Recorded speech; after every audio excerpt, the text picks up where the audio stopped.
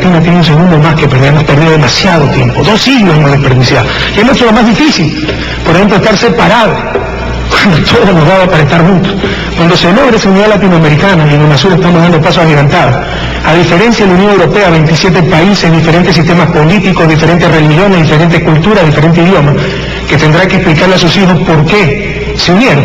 América Latina le tendrá que explicar a los nuestros por qué nos demoramos tanto. No tenemos tiempo que perder. Para lograr el cumplimiento de todos estos motivos se está realizando esta revolución ciudadana, cambio radical, profundo y rápido de las estructuras existentes en el país en todos los ámbitos. Aquí hay muletillas, ¿no? Frases gastadas. Cada gobierno quiere reinventar el país. Pues algunas veces es necesario reinventar el país. El país que recibimos era un desastre, había fracasado económica, socialmente, había expulsado a 2 millones de sus hijos fuera de la región, por todos los medios, exiliados de la pobreza. Por supuesto que había que reinventar el país, eso precisamente lo que estamos haciendo. Cambio radical, profundo y rápido de todas las estructuras existentes en el país en todos los ámbitos, y que inició con la aprobación de una nueva constitución en el año 2008, que es el referente máximo del marco jurídico del Ecuador para un ambiente claro, seguro y estable para hacer negocios. Nuestra constitución habla claramente de la protección de la inversión nacional, extranjera, etc. Esto ya casi 4 años, por si acaso en cada elección nos acusan de comunistas, que se va a robar la vaquita, que si alguien tiene 2 cuartos libres le vamos a ocupar uno. Pregunta a los campesinos cuántas vaquitas no hemos cogido, pues ya después de 4 años debemos habernos robado una, por inútiles que sean. En verdad, somos muy respetuosos de la propiedad privada, está claramente establecida y defendida en nuestra nueva Constitución como las garantías para la inversión nacional y extranjera. Esto ya casi 4 años. Hemos dedicado nuestras principales energías y recursos para reconstruir las instituciones públicas, para resolver dramáticas situaciones de pobreza y abandono de la gran mayoría de la población, para recuperar décadas de atraso en infraestructura física y tecnológica, para en suma concentrar la acción del gobierno en el ser humano y su entorno natural, razón, principio y fin de nuestra revolución. En solo 3 años de gobierno hemos invertido cerca del 8% del Producto Interno Bruto en obras de infraestructura, sembrando el país de carreteras, puentes, puertos y aeropuertos. Así también estamos transformando la matriz energética. Esto es por año. La inversión pública total está llegando a 13% del PIB. Hubo años en Ecuador que la inversión total era 13%. Ahora solo la inversión pública es 13%. Lo hemos triplicado en términos porcentuales del PIB. Sin infraestructura, sin logística, no hay desarrollo. Y eso normalmente debe ser responsabilidad de los estados. Así también estamos transformando la matriz energética y promoviendo importantes inversiones para generación eléctrica más limpia.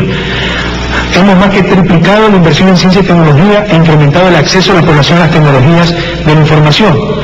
Antes de nuestro gobierno, ninguna escuela pública tenía internet. Hoy tienen 3.000 escuelas públicas en internet de banda ancha, y al final de nuestro gobierno, 2013, tendrán el 100% de las escuelas públicas, es decir, 16.000 aproximadamente internet banda ancha. Al inicio de nuestro gobierno, los pocos cientos de hogares que tenían internet banda ancha pagaban una tarifa de $80, $60. Hoy, los miles de hogares que tienen internet banda ancha tienen una tarifa de $19. Una verdadera revolución por la competitividad sistémica en aras de mejorar las condiciones de vida de los ecuatorianos y ecuatorianas y atraer a la inversión productiva. ¿De dónde vinieron los recursos? La mediocridad dice que por los altos precios del petróleo. Después revisa las cuentas fiscales del Ecuador, toda esa plata. Cuando sube el precio del petróleo, sube el costo de los derivados que tenemos que importar. En gran parte de esos excedentes se van en la importación, porque Ecuador, 40 años exportador de petróleo, y todavía no tenemos capacidad de refinar todo nuestro petróleo. Cometemos el absurdo de exportar crudo para importar derivados. Eso se va a acabar en los próximos años. El próximo año empezaremos, además de toda la modernización de la refinería Esmeralda, que nos cuesta más de $700 millones, el próximo año empezaremos el proyecto de inversión más grande de la historia del país, la refinería del Pacífico, que podrá refinar 300.000 barriles diarios. No vinieron de ahí los recursos. Esa plata se dedicó a rescatar la producción petrolera, que estaba en un desastre, que querían privatizar Petroecuador, etc. ¿De dónde vinieron los recursos? De un inteligente y nacionalista manejo de la deuda externa. Como veremos más adelante, tenemos el más bajo coeficiente de deuda externa de la historia reciente, 19%. Por si acaso, los analistas mediocres dicen que todo lo que hacemos es gracias al endeudamiento. El coeficiente de deuda externa, en la época neoliberal, pasó del 100% del Producto Interno Bruto. Hoy es menos del 20%. Del manejo honesto de nuestro petróleo. Cuando recibimos el país, nuestro petróleo se vendía con un castigo estaba de $18, hoy se vende con un castigo de $5 o $6. De la transparencia en las compras públicas, hoy tenemos un sistema que ha sido catalogado como el segundo mejor de América Latina, solo nos gana México, pero usted tiene más de 10 años, nosotros tenemos 2 años, electrónico, compras públicas, no hay contacto entre oferente y demandante, se minimizan las posibilidades de producción, de corrupción.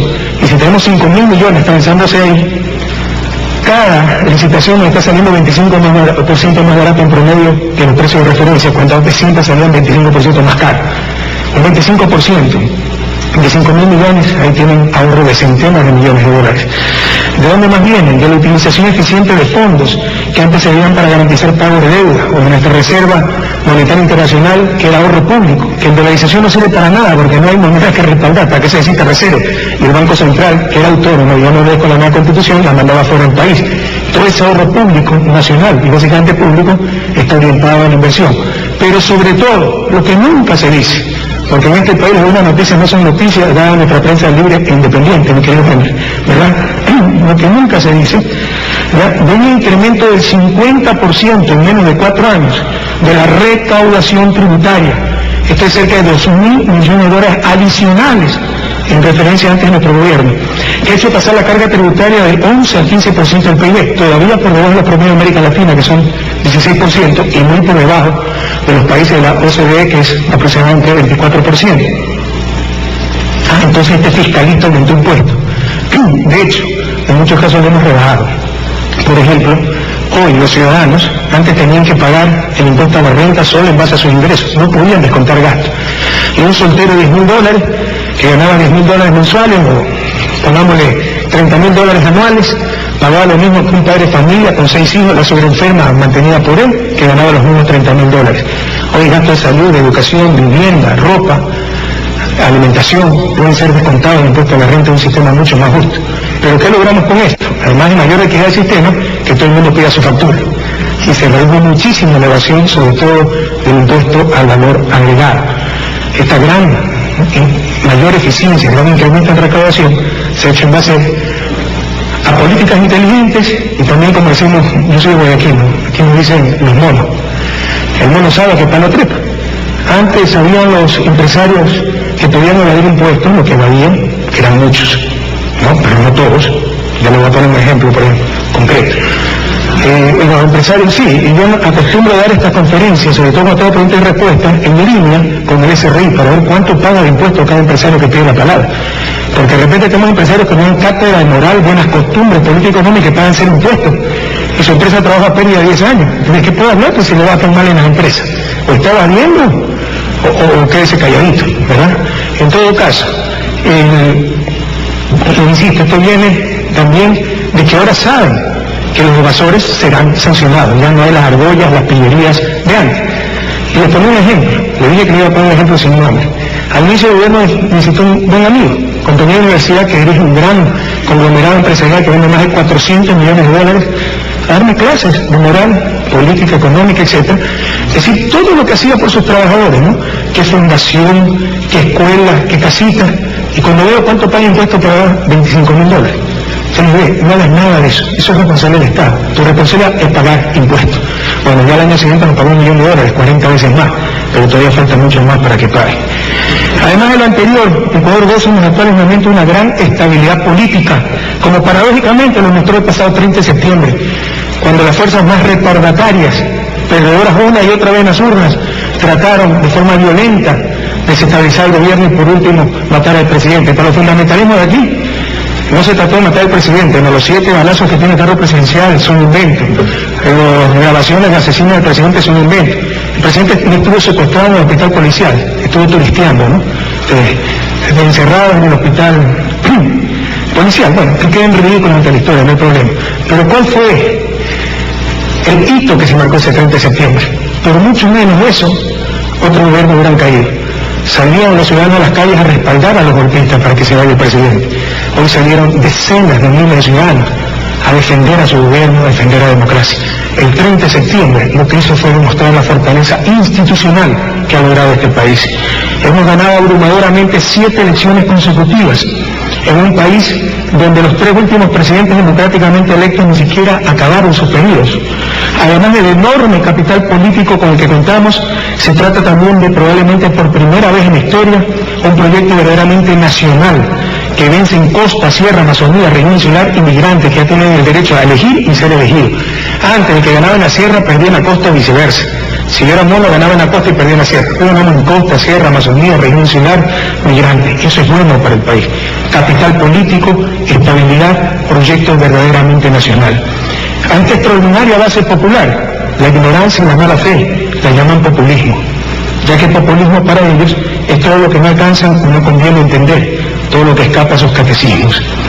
Hemos iniciado una nueva etapa en nuestro gobierno, en la que invertimos en el desarrollo social, en infraestructura física y tecnológica, a la par que nos encargamos también de la reconstrucción de la institucionalidad pública indispensable para promover el buen vivir. Impulsamos los 3 pilares del bienestar y el desarrollo: educación, producción y justicia. Educación y justicia sin producción, obviamente vamos a tener ilustrados, equitativos, pero muertos de hambre. Producción con educación y sin justicia, vamos a tener esclavos ilustrados y con la panza llena, ¿verdad? Producción y justicia sin educación es muy difícil de lograr. Son los 3 pilares del desarrollo: educación, producción y justicia, construidos por supuesto bajo los principios de la equidad, eficiencia y soberanía. Se ha iniciado un proceso profundo para impulsar la revolución productiva que se expresa en la ejecución de la agenda de transformación productiva que se propone modificar el modelo productivo que hasta hoy ha sido de carácter primario y altamente concentrado. Pocos exportadores, pocos productos exportados, alta concentración de la riqueza en pocas manos. Para lograrlo, la agenda se fundamenta en una activa acción pública en alianza con el sector productivo y en el impulso de estrategias específicas para diversificar, innovar y democratizar la producción. Para ello, el gobierno cofinancia proyectos específicos para potenciar la innovación tecnológica y avanza en la construcción de un potente sistema de innovación productiva. Además, se está desarrollando herramientas específicas para propiciar y facilitar el acceso de los ciudadanos, comunidades y trabajadores a la propiedad de los factores de la producción. No quisiera extenderme en esto, pero esto es una de las fuentes de inequidad en nuestros países. La propiedad del acervo social, tanto público cuanto privado. ¿Quién distribuyó la tierra? ¿De dónde viene la acumulación originaria de capital? ¿Por qué los indígenas tienen las peores tierras y tienen 3 hectáreas y los terratenientes tienen las mejores tierras de los valles y tienen 400 hectáreas? ¿De dónde vinieron todos esos procesos? Es una de las fuentes de inequidad tremendamente serias que tiene no solo Ecuador, sino América Latina. En el marco de aplicación de la agenda productiva, el gobierno propuso la aprobación del Código de la Producción, el intento más serio, después de 40 años, después de las leyes de fomento de los años 60, finales de los 60, para un desarrollo y fomento productivo e industrial en el Ecuador, que entrará en vigencia en los próximos días. Ya fue aprobada por el Congreso, acaba de dar un pequeño veto más bien formal, demorará unos cuantos días más hasta que salga publicada, y que establece por un lado claros principios de tratamiento de los inversionistas nacionales y extranjeros, generando un marco de certidumbre y confianza que con seguridad permitirá traer mayores inversiones a nuestro país. El Código además establece un paquete muy importante de incentivos de carácter general, sectorial y territorial. Creemos en los incentivos. Yo puedo definir economía como la ciencia de los incentivos, más bien incentivos fiscales. Incentivos que buscan estimular la inversión productiva en nuestro país a fin de generar empleo de calidad, inclusión económica y territorial, desarrollo de la innovación tecnológica productiva. Nos cuesta cerca de 240 millones de dólares. Invertirá el Estado cerca de 240 millones de dólares por rendiciones, por renunciamientos tributarios con la vigencia de estos incentivos, como clara demostración de la apuesta al desarrollo productivo que el gobierno está haciendo para alcanzar adecuados niveles de desarrollo y bienestar. Todo esto adicional a la inversión pública e infraestructura para el desarrollo productivo y programas de fomento de productividad e innovación, así como de simplificación de trámites. Estamos en un proceso que va a simplificar drásticamente los problemas para hacer una empresa en el país, que no lo creemos nosotros, eso viene por décadas. No solo eso, la superintendencia de compañías, ¿por qué tienen que registrar la empresa ahí? Se va a poder hacer ante un notario, y la superintendencia de compañías básicamente va a controlar a las empresas que cotizan en bolsa. Pero si logramos el apoyo, compañeros, del sector productivo, los interesados, porque cada paso que da el gobierno parece que solo es para hacer daño, solo salen las voces críticas, nunca las voces que dicen, yo estoy de acuerdo, como que se les merece eso, apoyar al gobierno, pero si corre es comunista, malo, como decía el compañero de Honduras, no, usted no ha sido tan malo, dice, ¿no? Malo, apoyar. El presupuesto del Consejo de Producción será cerca de 900 millones de dólares para el año 2011. En el intenso proceso de debate que se produjo previo y durante la aprobación del Código, se han cuestionado dos aspectos importantes que contienen uno de los incentivos planteados en el Código para nuevas inversiones que se realicen en los sectores prioritarios definidos para dar el salto de un modelo primario a un modelo productivo basado en el conocimiento y la tecnología. la expulsión supuestamente a las zonas urbanas de Quito y Guayaquil. Aquí hay mucho guayaquileño. Eso es falso.